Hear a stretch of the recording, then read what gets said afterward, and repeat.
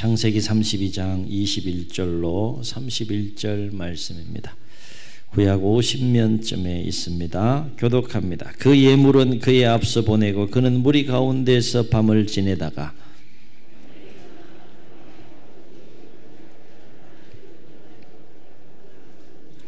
그들을 인도하여 시내를 건너가게 하며 그의 소유도 건너가게 하고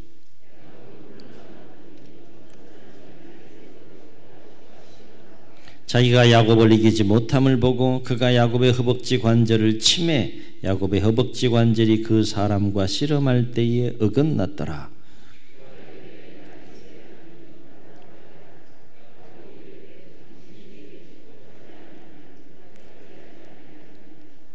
그 사람이 그에게 이르되 내 이름이 무엇이냐? 그가 이르되 야곱이니이다.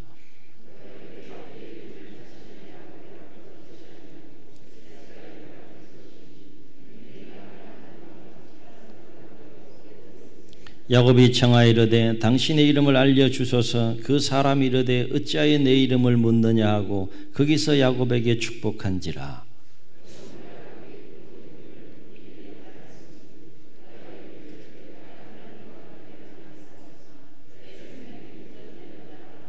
그가 브니엘을 지날 때에 해가 돋았고 그의 허벅다리로 말미암아 절었더라. 아멘. 히말라야의 고산족들이 소나 양의 값을 매기는 기준이 참 재미있습니다. 무게를 보지 않는다고 합니다.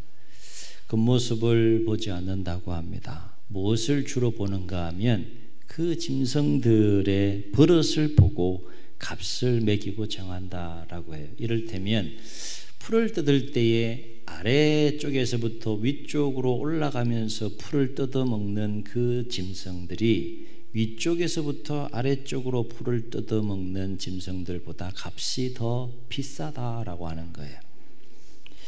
왜냐하면 온통 벼랑뿐인 이 히말라야에서는 안이하게 하향 습성에 길들여져 있게 되면 그 히말라야의 풀이 없는 저지대에서는 곧 죽게 되기 때문이다라고 하는 것입니다. 그런 상황을 맞이할 수가 있기 때문에 아래쪽에서부터 위쪽으로부터 풀을 뜯어먹는 짐승이 더 값이 나간다라고 하는 것이죠. 누구나 삶을 살아가면서 이 한계 상황을 만날 수가 있죠. 각자의 주어진 삶의 여정 속에 만나는 한계 상황들이 되겠습니다. 그런데 분명한 사실은 내 삶의 여정 가운데 어떤 한계 상황을 만난다 할지라도 그 한계 상황을 극복하지 못하면 우리는 결코 인생을 행복하게 살아갈 수 없다라고 하는 것이, 문제는 한계 상황을 극복하고 싶지 않은 사람이 누가 있겠어요? 그죠? 몇 분 계신가 보다. 다 극복하고 싶은 거죠. 다 이기고 싶은 거예요. 행복한 삶을 살고 싶은 열정과 몸부림이 누구에게나 다 있습니다. 그렇기 때문에 한계 상황을 만나면 반드시 극복해야 되는데, 문제는 어떻게 그 한계 상황을 극복할 수 있겠는가라고 하는 것이 우리가 풀어야 될 숙제이고 인생의 문제인 것이죠. 오늘 야곱의 이야기는, 우리가 잘 아는 이 야곱의 이야기는 이 질문에 대하여 우리에게 아주 중요한 해답을 주는 그런 이야기가 되겠습니다. 오늘 말씀, 야곱이 밧담 아람에 있는 외삼촌 라반이라고 하는 집에서 도피 생활을, 형 에서의 위협으로부터 도피 생활을 20년 동안 한 후에 하나님의 명령을 따라 섭리 가운데 고향으로 돌아가는 길에 있었던 일입니다. 고향으로 돌아가는데 야곱의 인생에 있어서 반드시 넘어야 될 그 한계 상황, 위기 상황이 있는데, 그것은 형 에서와의 관계를 해결하는 거예요. 그런데 야곱은 지금 하나님의 명령을 따라서 20년 동안의 타향살이 도피 생활을 정리하고 고향 땅을 향하여 가고 있고, 형 에서는 20년 전에 장자의 명분과 장자의 축복을 속여서 빼앗은 동생 야곱에 대한 그 분노의 마음을 정리하지 못한 채 400명의 부하를 거느리고 지금 동생을 만나기 위해서 오고 있는 이 상황 속에서 이 동생 야곱의 마음 속에는 두려움이 정리가 되지 않는 거예요. 그래서 오늘 말씀을 보게 되면 형 에서에 대한 두려움을 극복하기 위해서 이 야복 강가에서 하나님과 씨름하며 기도하는 장면이 우리가 읽은 오늘 말씀의 내용이 되겠습니다. 야곱은 혼자 도망갈 때는 혼자 도망갔어요. 바단 아람 외삼촌 라반 집에 갈 때는 혼자 도망갔지만 돌아올 때는 혼자 몸이 아니에요. 수많은 또 짐승의 소유떼들이 있었고 두 아내 두 여종 11명의 아들의 가장이 된 이 야곱은 인생 최대의 위기 상황을 지금 맞이하고 있는 것입니다. 주목할 것은 이 위기를 극복하지 않으면 형 에서로 말미암아서 야곱과 야곱의 그 가정은 불행한 삶을 살 수밖에 없는 상황 속에 놓여 있는 거예요. 어떻게 할까? 반드시 이 봉우리를 넘어야 되는데, 형 에서라고 하는 이 봉우리를 넘어야 되는데 어떻게 이 한계, 이 위기, 이 어려움을 극복할 수 있을까? 야곱은 가장 먼저 생각할 수 있는 것이 자구책을 강구하는 것입니다. 자기가 할 수 있는 자구책을 강구하는 것인데 무슨 방법으로 그 자구책을 강구하는가 하면 어마어마한 분량의 예물을 형 에서를 위해서 준비를 합니다.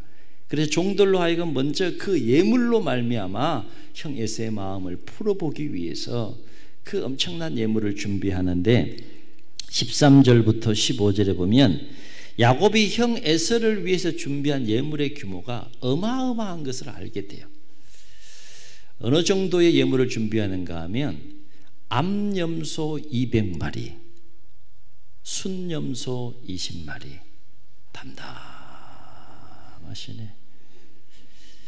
암양 200마리, 순양 20마리. 합이 몇 마리예요? 합이 몇 마리요? 200 더하기 200, 20 더하기 20 하면 총 몇 마리예요? 계산 좀 틀려도 돼요. 뭐 누가 뭐라 그러는 사람 없어요. 440마리 여기 풀어보세요. 어떻게 되겠어요? 성경을 읽으러 갈 때 이런 것들을 생각하고 읽으면 참 재밌습니다. 플러스 젖나는 낙타 30마리와 그 새끼들, 그리고 암소 40마리에 황소 10마리. 그걸로 끝나지 않습니다. 저게 정상인 거예요. 저게 감정이 정상으로 살아서 발동하는 겁니다. 감정이 고장나면 안 돼. 이게 암낙이 20마리에 그 새끼들 10마리 다 더해 보니까 580마리가 넘습니다. 와, 이게 정상이라니까. 이게 뭐 이렇게 말씀을 잘하면 이런 반응들이 있어야 돼요. 뭐 그런가 보다 이러면 은혜가 안 돼. 580마리 소, 염소, 낙타, 낙 여기 쫙 풀어보세요. 걔들이 뭐 조용하게 얌전하게 그렇게 따라갑니까? 예?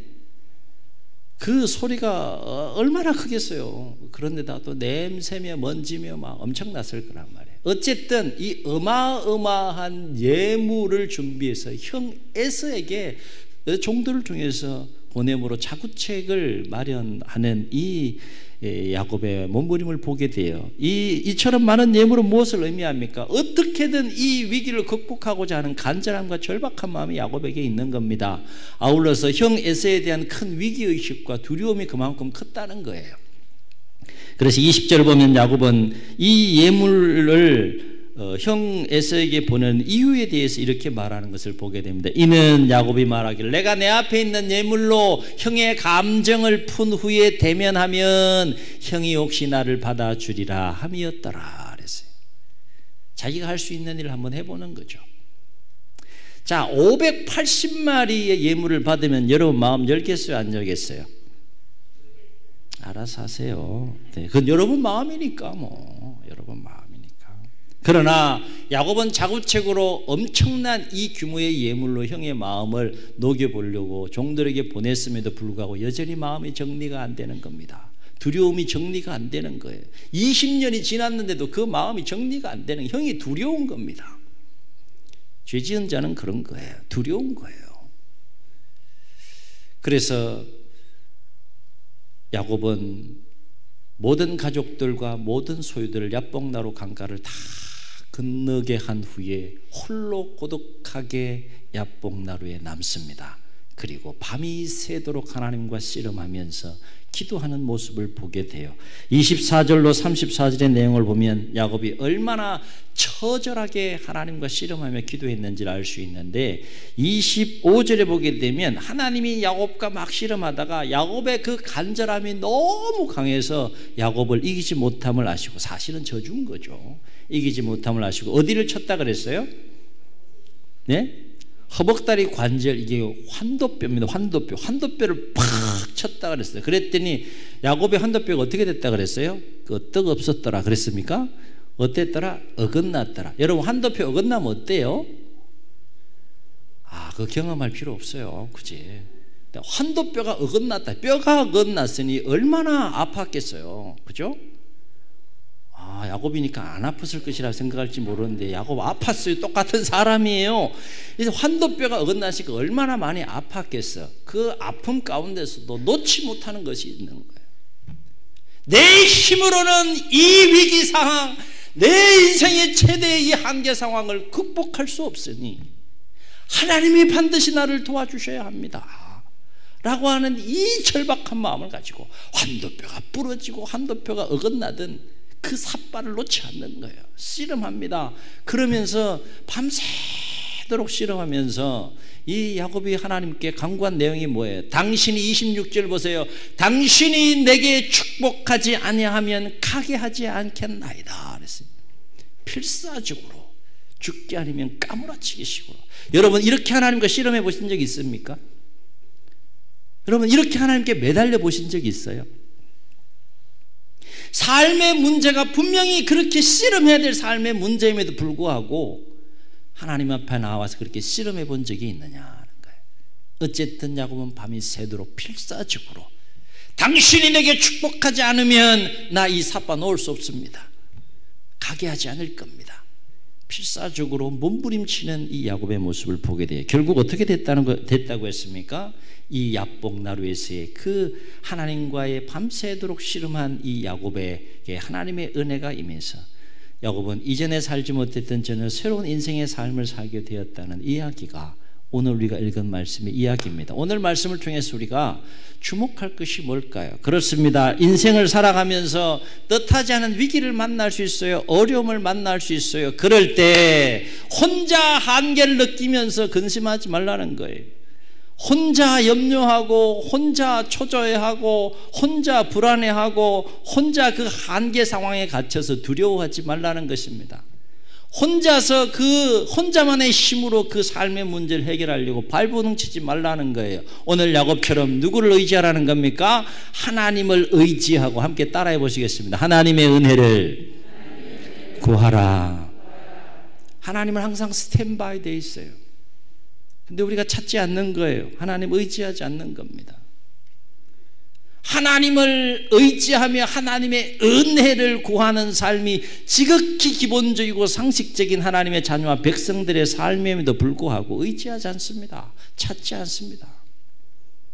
하나님을 찾고 하나님을 의지하며 하나님의 은혜를 구하게 되면 어떤 삶을 살게 되는지 성경은 우리에게 가르쳐 주는데, 그 삶은 내 앞에 있는 그 삶의 위기가 어떠하든 어려움이 어떠하든 어떤 한계의 상황에 놓이든지 간에 그 모든 것들을 이기고 넉넉하게 극복하며 승리하는 삶을 살게 된다는 것입니다. 아멘. 아멘. 우리가 삶을 살면서 하나님의 존재를 인식하지 못하거나 하나님을 너무 과소평가하면서 우리 혼자 힘으로만 인생을 힘겹게 삶을 살아가는 경우들이 얼마나 많아요. 왜 하나님을 찾고 하나님의 은혜를 구하면 그 모든 것들을 이기고 승리하는 삶을 살게 되느냐? 하나님을 찾고 우리가 의지하며 하나님의 은혜를 구하면 하나님의 은혜가 우리 가운데 임하기 때문이다 라고 하는 것입니다. 하나님의 은혜가 임하는 인생이 있고 하나님의 은혜가 임하지 않는 인생이 있는 거예요. 물론 일반적인 은혜는 모든 사람에게 임하지만 특별한 하나님의 은혜가 임하는 가운데 인생을 살아가는 사람들이 있는가 반면에 그렇지 않는 삶이 있다는 것입니다. 여러분, 어느 쪽의 삶이 되길 원하십니까? 그렇다면 하나님을 전심으로 찾고 의지하며 하나님의 도움, 하나님의 은혜를 구하는 자에게 어떤 은혜가 임하느냐? 일단은 그 위기와 그 삶의 어려움으로 인하여 찾아온 그 두려움 플러스 여러 가지 어두운 마음들을 능히 이길 수 있는 힘과 평안이 임한다는 거예요. 아멘. 아멘. 아, 목사님 그거 어떻게 알 수 있어요? 간단해요. 복잡하지 않아요. 한번 따라해 보시겠습니다. 해보면 안다. 해보세요. 해보세요. 여러분 하나님 살아계심을 믿습니까? 어떻게 알아요? 찾아보세요. 의지해 보세요. 하나님 정말 살아계시다면 나 좀 도와주세요. 하나님 정말 살아계신다면 나 좀 만나주세요. 찾아보라는 거예요. 의지하라는 거예요. 그렇게 간절함으로 나아가게 되면 반드시 그 하나님을 의지하며 하나님을 찾고 하나님의 은혜를 구하는 자에게 반드시 부어주시는 은혜가 있는데 그것이 어떤 위기 상황, 어떤 어려움, 어떤 한계 상황이라도 능히 극복할 수 있는 힘을 주시고 평안을 주신다는 거예요. 경험하고 간증하는 삶들이 될 수 있기를 주의 이름으로 축원합니다. 오늘 야곱이 하나님의 은혜를 구하며 밤새도록 씨름하면서 가장 먼저 경험한 은혜가 뭘까요? 그렇습니다. 그토록 마음을 짓누르고 쥐어짰던 그 두려움을 극복하고 하나님이 주시는 참된 평안을 누리고 얻게 되는 이 야곱의 모습을 우리가 보게 됩니다. 그래서 이와 같은 야곱의 마음에 대해서 30절에서 뭐라고 말씀하고 있는가 하면 이렇게 말해요. 그러므로 야곱이 그곳 이름을 브니엘이라 하였으니 그가 이르기를 내가 하나님과 대면하여 보았으나 내 생명이 보존되었다 함이더라. 무슨 얘기입니까? 이 야곱에게는 두 가지 큰 두려움이 있었다는 거예요. 하나는 뭡니까? 지금 형 에서에 대한 두려움이 있었고 하나는 또 어떤 두려움이 있는 거예요? 그럼에도 불구하고 하나님의 은혜가 필요한데 그러려면 하나님을 대면해야 되는데 하나님을 대면하면 죽을 수 있는 거거든요. 그러니까 죽음에 대한 하나님을 대면함으로 인하여 죽음을 맞이할 수 있는 두려움을 극복하고 하나님께 나아갔는데 지금 뭐라고 고백하고 있어요? 내가 하나님을 대면해 보았으나 내 생명이 보존되었다 함이더라. 지금 야곱의 마음속에 무엇이 찾아온 거예요? 그 모든 두려움이 정리가 되고 하나님이 주시는 평안이 이 야곱의 마음속에 쫙 밀려온 겁니다. 그래서요 33장을 보게 되면 이제 하나님의 은혜로 하나님 주신 평안을 그 소유한 야곱이 형 에서를 그 평안함 가운데 만나러 나아가는 장면을 보게 됩니다. 33장과 32장의 이야기와 분위기는 완전히 다릅니다. 32장이 없으면 결코 33장의 이야기가 펼쳐질 수가 없는 거예요. 야복나루에서 하나님과 씨름했던 하나님을 찾고 의지하며 은혜를 구했던 그 야곱에게 하나님의 은혜가 임하여 평강 가운데 형 에서를 향하여 두려움을 극복하고 나아가는 야곱의 모습을 보게 됩니다. 또 한 가지 하나님을 의지하며 하나님의 은혜를 구하는 자에게 부어주시는 은혜가 뭐냐? 두 번째 우리가 말씀을 통해서 주목해야 될 은혜는 뭔가 하면 내 힘과 내 능력의 한계 속에 사는 인생이 아니라 이제는 직접 하나님이 주관하시고 직접 하나님이 책임져 주시고 직접 하나님께서 도와주시는 인생으로 바뀌게 된다는 거예요. 아멘. 아멘. 이와 관련해서 두 가지 사건을 통해서 우리가 이것을 확인할 수 있어요. 첫째는 오늘 야곱의 이름이 야복나루에서 어떻게 바뀝니까? 하나님의 은혜가 축복이 임해서 이스라엘로 바뀌는 역사가 일어난다는 겁니다. 여러분 야곱의 이름 뜻이 뭐예요? 속여 빼앗는 자예요. 일부 때도 제가 질문을 드려봤는데 지금까지의 그 야곱의 인생은 속여 빼앗는 자로서의 그 삶이었다는 거예요. 형 에서를 속이고 아버지 이삭을 속였으면서까지 장자의 명분과 장자의 축복을 거머쥐고 살고 싶어 했던 야곱의 인생이 지금까지의 삶의 여정이었다는 겁니다. 여러분 남 속이는 거 쉬워요? 어려워요? 어려워야 합니다. 쉬우면 안 됩니다. 남을 속이면서까지 자기가 얻고자 하는 것을 얻고자 하는 그 인생과 삶의 여정이 얼마나 고달픈 인생입니까? 요즘 매스컴을 통해서 나오는 이야기들 보세요. 다 이야기 아닙니까? 그죠? 톡 까놓고 열면 그냥 시원할 것 같은데 그게 안 되는 거야. 정치적인 이야기는 안 하려고 합니다. 남을 속여서 빼앗는 인생이 얼마나 고달프고 힘든 인생. 그게 야곱의 인생이었고 그게 야곱의 이름이었다는 거예요. 그런데 그 야곱이 오늘 하나님의 은혜와 하나님의 복이 임해서 무엇으로 이름이 바뀌었다는 겁니까? 이스라엘로 바뀌었다는 거예요. 그러면 이스라엘이라는 이름의 뜻은 뭐냐? 흔히 우리가 알고 있는 이스라엘의 뜻은 하나님과 겨루어 이긴 자라고 우리가 알 수 있지만 그것은 지금까지의 그런 야곱의 인생에 대한 설명인 것이고 이스라엘이라고 하는 이름의 본래의 뜻은 하나님이 주관하고 하나님이 다스린다라는 뜻이에요. 완전히 다른 뜻입니다. 이스라엘이라고 하는 이 단어는 두 단어가 합성된 합성어인데 이스라와 엘이라고 하는 두 단어가 합성된 겁니다. 이스라는 어떤 뜻인가 하면 다스리다 주관하다는 뜻이 되겠고 엘이라고 하는 것은 고대 히브리인들이 부른 하나님의 이름이었어요. 그러므로 이스라엘은 풀이하면 어떤 뜻입니까? 하나님이 주관하시고 하나님이 다스린다는 거예요. 그래서 야곱의 이름이 이스라엘로 바뀌었다는 것은 이름만 바뀐 것이 아니라 이제 그 이름과 같은 인생으로 야곱의 인생이 이스라엘과 같은 인생으로 바뀌었다는 거예요. 다시 말해서 그동안에는 자신의 힘으로만 자신의 삶의 문제를 해결하기 위해 몸부림쳤던 인생이었다면 이제는 친히 하나님께서 개입하시고 주관하셔서 도와주시고 책임져 주시고 인도해 주시는 이스라엘과 같은 삶의 여정을 걸어가게 된 그 역사가 야곱의 인생 가운데 야복나루의 사건을 통해서 새롭게 열리고 펼쳐졌다라고 하는 것입니다. 또 한 가지 하나님의 그 친히 도우시고 함께 하시는 은혜가 야곱에게 임했던 사건과 관련해서 우리가 주목할 것은 33장을 보면 압생하신 하나님께서 누구의 마음을 만지십니까? 400명 부하를 거느리고 동생을 죽이기 위해서 복수심에 불타서 오고 있는 그 에서의 마음을 미리 하나님께서 찾아가셔서 그 마음을 만지세요. 그 마음을 조율하십니다. 그래서 복수의 마음이 무엇으로 바뀝니까? 용서의 마음으로 바뀌어서 두 형제가 20년 만에 쫙 만났는데 너 잘 만났다 이놈의 새끼. 형 에서가 그랬습니까? 오늘이 너의 장산날이야 그랬습니까? 동생을 20년 만에 딱 만나는데 어떤 모습으로 오고 있는 거예요 지금? 당당하게 오고 있습니까? 처량하게 오고 있어요. 하나님이 다 우리의 약하게 하시는 이유도 다 이유가 있어요. 어디를 쳤다고요? 이 환도뼈를 쳤으니 어긋났으니 발을 절었다 그래서 쩔뚝. 지금 누가 오는 거예요? 동생이 오고 있는 거예요. 하나님께서 이미 마음을 만지셨으니 두 사람이 그렇게 해서 가까이 다 어떻게 했다 그랬습니다. 성경 33장을 보면 끌어안고 펑펑 울었다 그랬어요. 이건 누구의 역사입니까? 하나님의 역사예요. 야곱의 인생이 이스라엘로 바뀌니까 33장과 같은 아름다운 그 삶이 야곱의 인생에 펼쳐지는 거예요. 성경에서 가장 아름다운 장면 중에 하나가 바로 이 장면입니다. 20년의 형제가 만나서 펑펑 우는 거예요.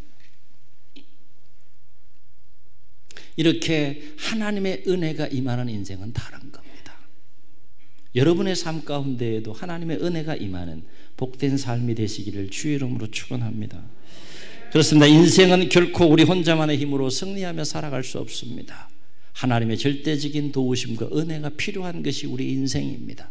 왜냐하면 첫째, 우리는 힘과 능력의 한계를 지닌 존재이기 때문이고 성경의 분명한 가르침, 두 번째 중요한 이유는 뭔가 하면 인생은 하나님의 주권 아래 있고 하나님이 주관해 가시기 때문이다 하는 거예요.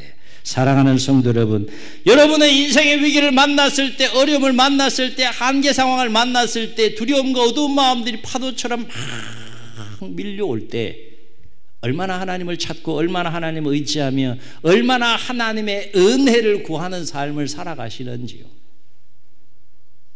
분명히 하나님을 찾아야 되는데 하나님을 의지해야 되는 상황 속에 놓여 있는데 안 찾는 거예요.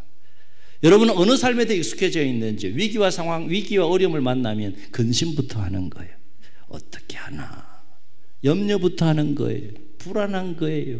그게 익숙한 겁니다. 초조해합니다. 두려워합니다. 이런 삶에 익숙한지, 아니면 위기 상황을 딱 만나면 하나님께서 더 하나님 찾으라고 하는가 보다라고 생각하고 그 영적인 사인을 받아서 하나님 앞에 나와서 지금 야곱처럼 그렇게 하나님 의지하며 그렇게 씨름하는 것이 여러분의 삶에 더 익숙합니까? 어느 것에 더 익숙합니까? 이렇게 하면 좀 이렇게 질문이 어렵죠. 어느 것에 더 익숙해져야 돼요? 1번, 2번, 모르겠다. 2번. 하나님의 자녀와 백성들이라면 위기와 어려움 만나서 한계 상황을 맞이했을 때 막 혼자 근심하고 또 걱정하고 어두운 마음에 막 사로잡히는 것에 익숙한 것이 아니라 하나님을 찾고 의지하며 은혜를 구하는 삶에 익숙해져야 한다는 거예요. 아멘. 사랑하는 성도 여러분, 시편의 시인은 이렇게 노래합니다. 시편 107편 9절. 그가 사모하는 영혼에게 만족을 주시며 줄인 영혼에게 좋은 것으로 채워주심이로다. 아멘. 시편 62편 8절. 백성들아 시시로 그를 의지하고 그의 앞에 마음을 토하라. 하나님은 우리의 피난처시로다 그랬어요. 아멘.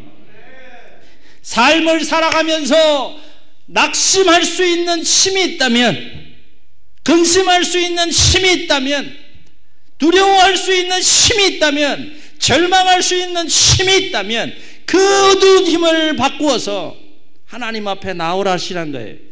하나님을 찾고 그 힘을 돌이켜서 하나님을 의지하며 하나님의 은혜를 구하는 삶을 살아가야 되지 않겠느냐라고 하는 것입니다.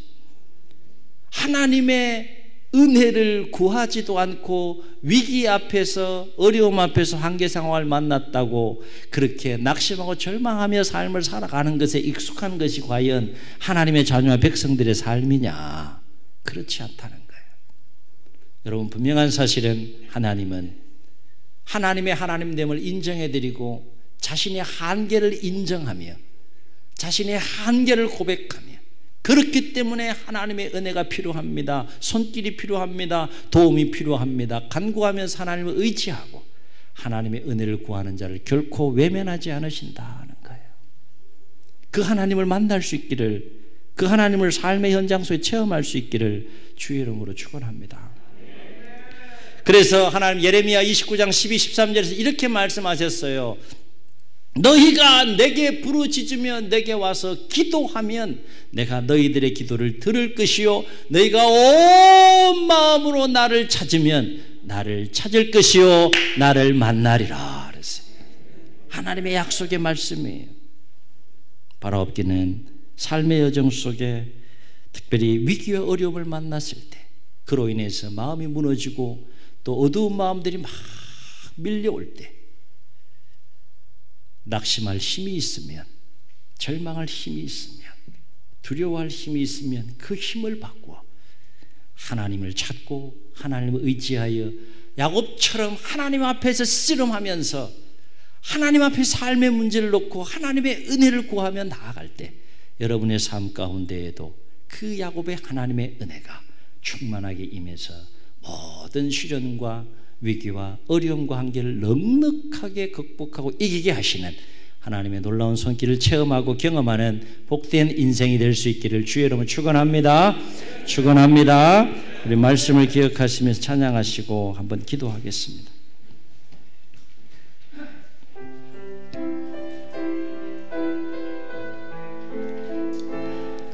아무것도 두려워 말라. 찬양합니다. 아무것도 두려워 말라. 주 나의 하나님이 지켜주시네. 놀라지 마라. 겁내지 마라. 주님 나를 지켜주시네. 아무것도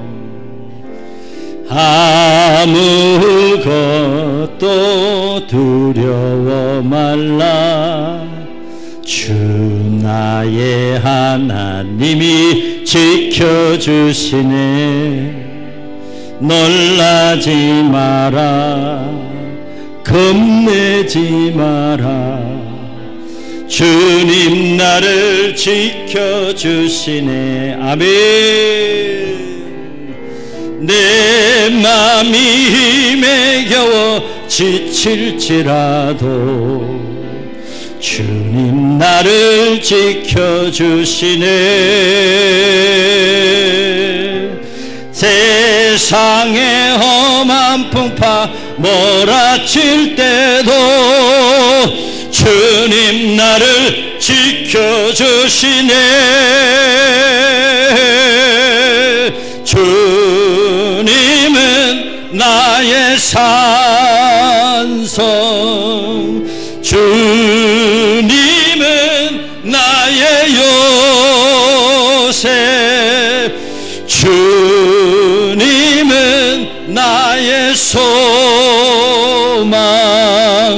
나의 힘이 되신 여 주님은 나의 산성. 고백합니다. 주님은 나의 산성, 주님은 나의 요새, 주님은 나의 소망, 나의 힘이 되신 여호와, 나의 힘이 되신 여호와, 나의 힘이 되신 여호와. 주인 눈을 감으시고 우리 말씀을 기억하시면서 한번 통성으로 기도합니다. 삶의 여정 속에 어려움을 만날 수 있습니다. 시련을 만날 수 있습니다. 한계 상황을 만날 수 있습니다. 절망할 겁니까? 낙심할 겁니까? 두려워할 겁니까? 어두운 마음대로 사로잡혀 살 겁니까? 하나님 말씀하십니다. 나를 찾아라. 나를 의지해라. 나의 은혜를 구하라. 함께하리라. 도우리라. 역사하리라. 이기게 하리라. 승리케 하리라. 하나님 말씀하지 않습니까? 어떤 삶의 여정 속에 어떤 시련과 위기와 어려움, 한계 상황을 만났다 할지라도 오늘 야곱처럼 하나님 찾고 하나님 의지하며 하나님의 은혜를 구하며 나아갈 때 하나님의 은혜로 넉넉하게 이기고 승리하는 삶을 살게 하옵소서. 이런 마음 가지고 주님 세움 부르시고 통성으로 기도합니다. 주여